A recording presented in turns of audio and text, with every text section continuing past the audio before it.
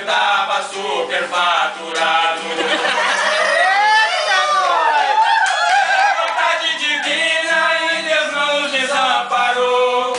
Tudo foi confirmado no telefone do pastor. A chácara arrumada, a Andressa ficou cismada. Deus soprou no ouvido dela e a dúvida foi sanada.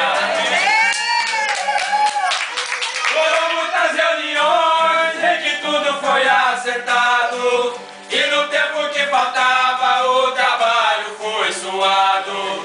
Era muita coisa feita pra comprar os mantimentos e um monte de despesa pra caber no orçamento.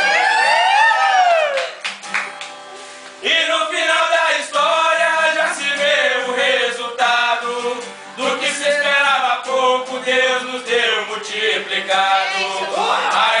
De apoio, Deus intensamente orou, pois nada seria possível se não existisse o amor.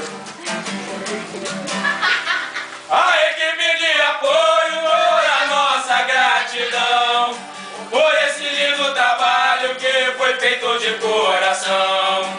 E a moçada do retiro